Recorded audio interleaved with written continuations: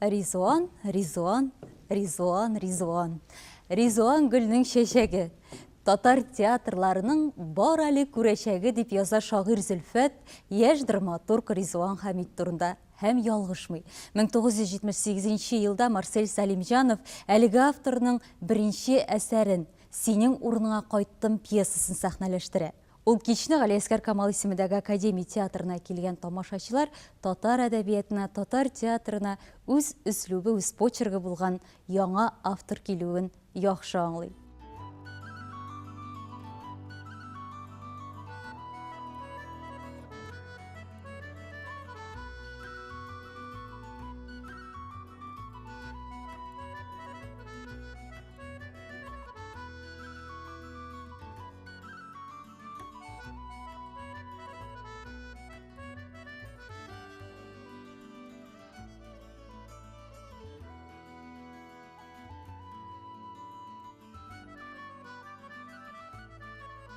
Ризан абый, менә иртәнге сөйләшүебезне сезнең сәнгать дөньясында беренче тәэсирләрегездән башлыйк әле.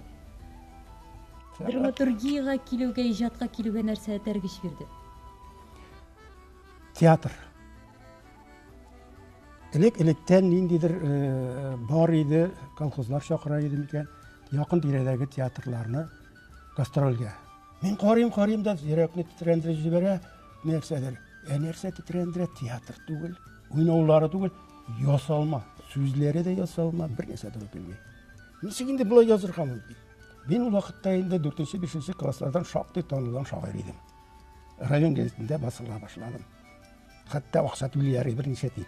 Димәк, шагыйрь Ризван Хамит беренче спектакльне күреп, ошамыйча драматург өйләнде. Әйе.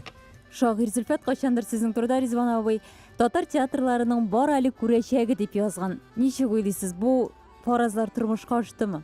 Сез үзегезне сөйлисез. Минем уйлау бер нәрсә, ләкин сезнең фикерегезне ишетәсез. Ул читтән бит караганда күренә. Мин үзем уйлавым буенча, Миңа мәсәлән бүгенге көндә Ризван Хамитның пьесаларына куелган спектакльләр җитми. Күбрәк булсын иде дип уйлыйм. Анысы икенче мәсьәлә, куелу, куелмау. Ләкин мин үзем беркемнән дә кайып эзләмәс идем. Мин канәгать шактый күп куелдым. Әйтик, кайбер пьесаларым бер кыргар театрда уйналды бит. Мансур Гыйләҗев үз вакытында драматургиядә әле беренче адымнарын гына башлаганда, Аяз Гыйләҗев аңа әйткән: "Әгәр дә драматургиядә үз көчеңне тулысынча сынасың килсә, ниндидер уңышка ирешәсең килсә, син Ризван Хамиткә бар. Ул драматургия законнарын бик яхшы белә" дигән. Менә бу чыннан да шулаймы? 5 пьесасын күтәреп килде. Миңа килде дә, ярар, кайчан киләсең? Ну, кайчан әйтсәң шунда, ярар, иртәгә кил. Гаҗәп, ничек 5 пьесаны иртәгә анализ ясарга кирәк бит әле, укырга гына түгел. Мин әйтәм инде, елына 100-150 пьеса укыйм. 400-500 пьеса укыйм, бер пьеса язар алдыннан. Бүтән дөньяда нинди пьесалар бар? Кемнәр ничек бу теманы күтәргәннәрме? Кем ничек күтәргән? Кагылмаганнармы бу тема? Кагылсалар нинди юлдан күтәргәннәр? Нәрсәдә уңышлы, кайда уңышсызлык, кайда күрми калганнар?